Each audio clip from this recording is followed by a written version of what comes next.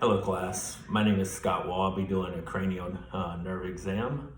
So we'll go ahead and get started. First thing is I'm gonna come in and introduce myself. Hello, my name is Scott. I'm an FNP student. I will be doing a cranial nerve exam on you today, which that is looking at the nerves that provide motor and sensation to your face and neck. Is that okay? That's good. All right, and what is your name? My name is Myra. Myra, okay Myra, give me 1 second, I'm gonna wash my hands. So I'll wash my hands and then return. All right. So basically what I'm gonna do is put you through a few different tests just to test those nerves, okay? Are you in any pain right now? No. Okay.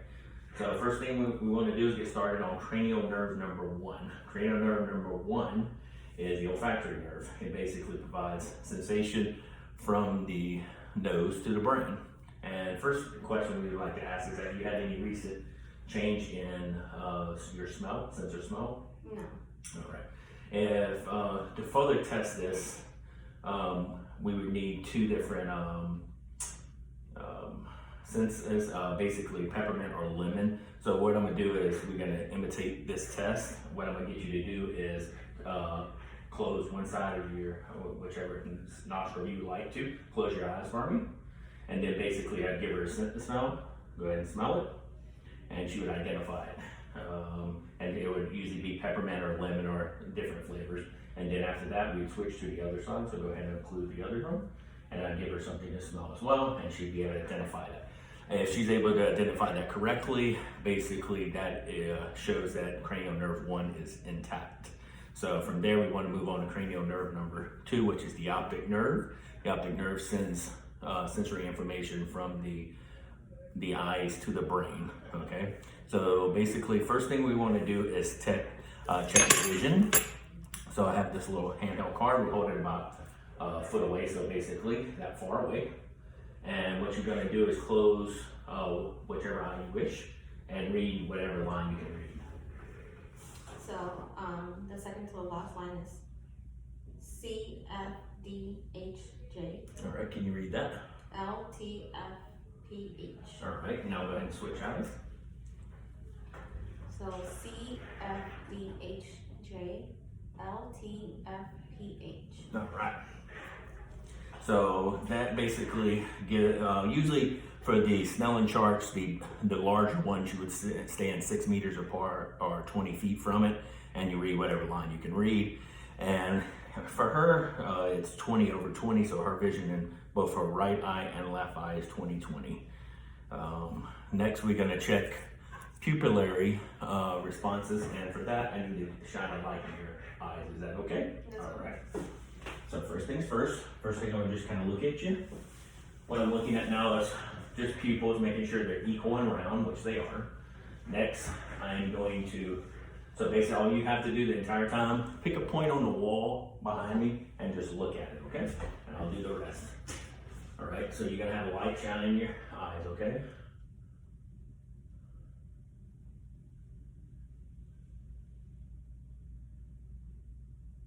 Good. All right, we'll switch sides.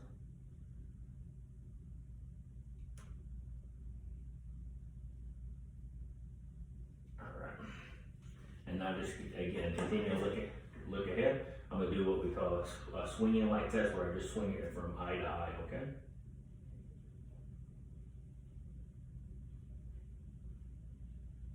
Good, all right. And what I want you to do is look at the object far away from me, whatever you were looking at earlier. Now look at the light. Good, look back at the wall, look at the light. All right, good. All right, so basically the pupillary responses, I was checking to see if they were constricting at the same time, which they were, and evenly.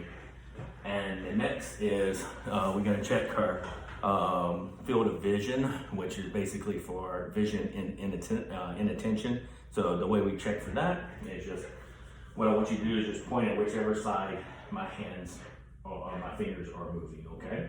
So we go here. All right. And what I want you to do, make sure, so we got the general idea. So what I want you to do is look at the bridge of my nose, only look at my nose. Don't look left or right, don't move your eyes. kind of stay straight again. Okay, ready? Let's do it again. All right. Good. All right. All right.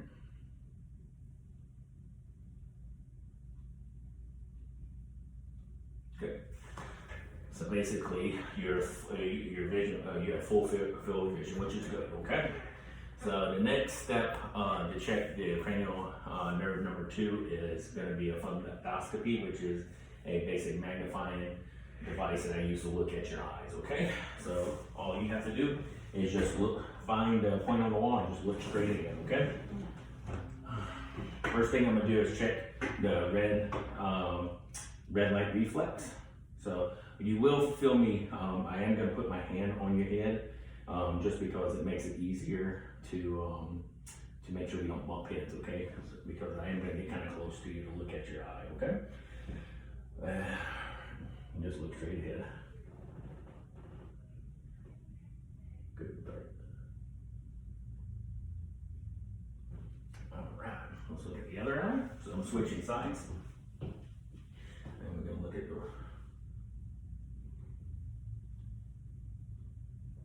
good right red reflex. All right. So that concludes the cranial nerve number 2, the optic nerve. Basically, for this patient today, vision was 20/20, full vision fields. She had positive red reflex bilaterally. Her pupils were equal, reactive, and accommodating to light.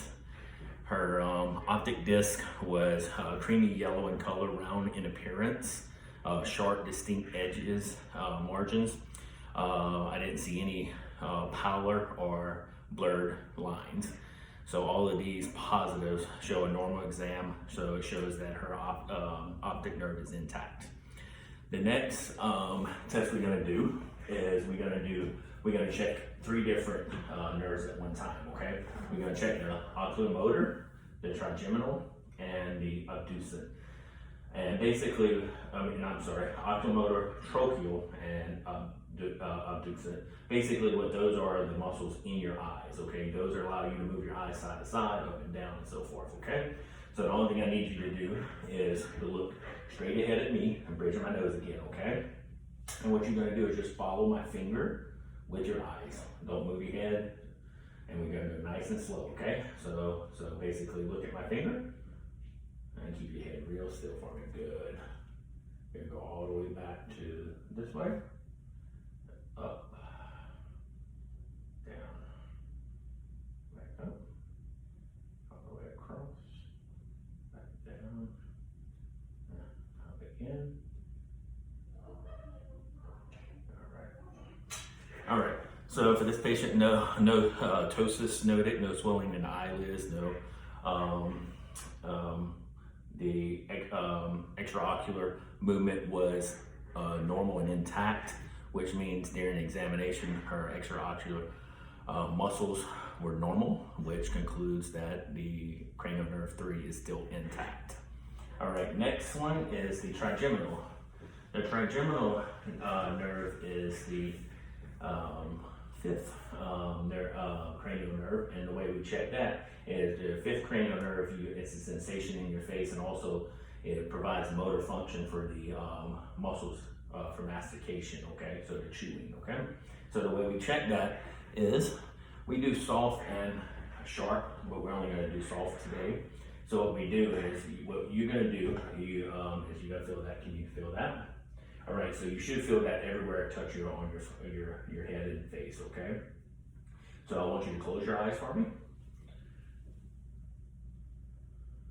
Say yes, I feel that or no. I feel it. Yes. Yes.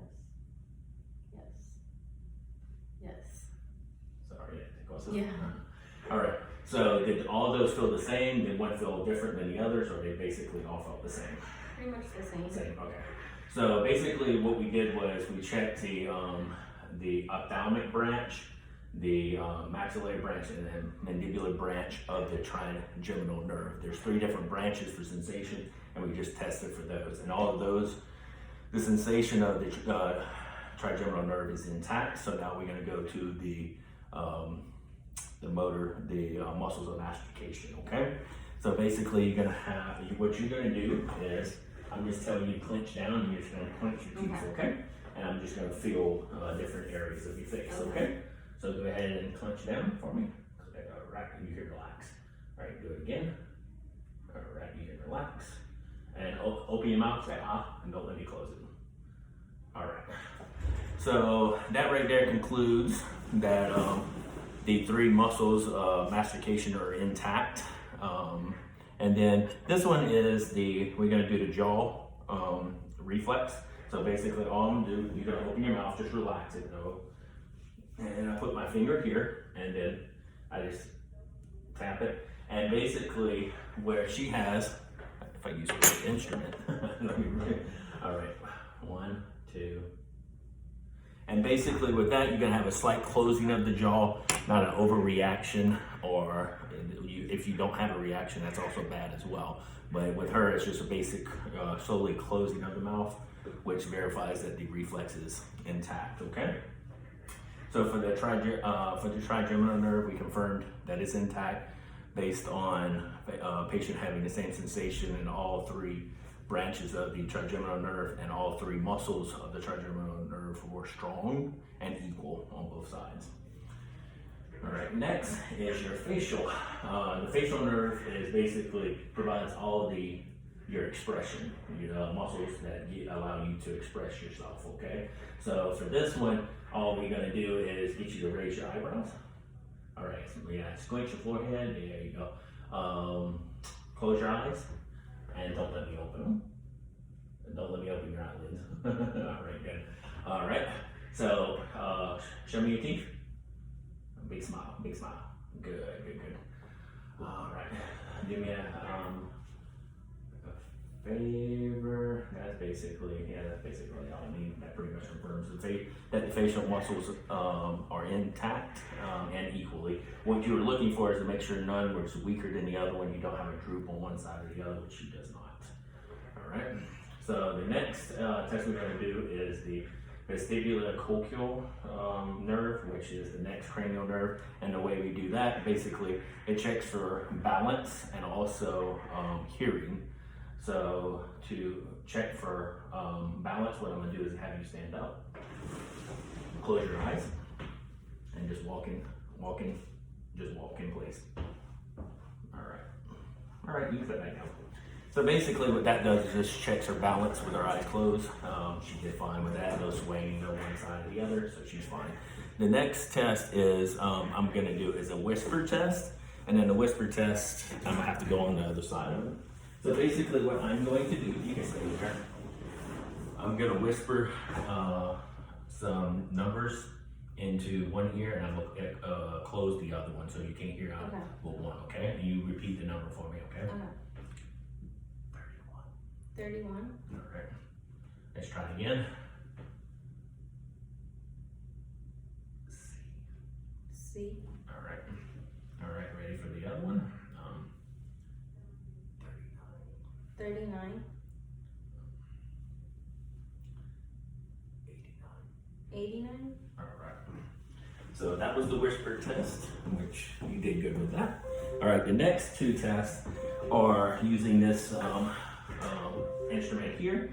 Basically, what I'm gonna do is hit it, and then I'm gonna put your hair. And what I do is after I hit it, I put it here on the mastoid bone, and you let me know when you can no longer hear it. And then what I'm gonna do is I'm gonna put it here, and then I'm gonna put it here, okay? And you let me know if you can still hear it, okay? Sorry. You can tell us that gold.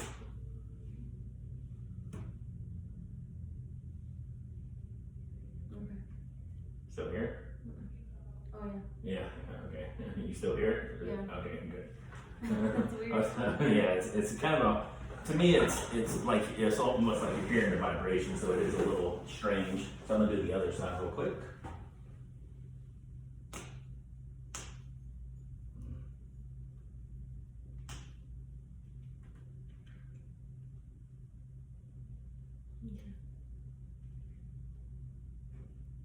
All right. So basically, with her hearing that, and we got one more test, the Weber test. Okay. So you let me know if you can hear it, and if you hear it more in one ear or the other, or you hear it in both. Okay.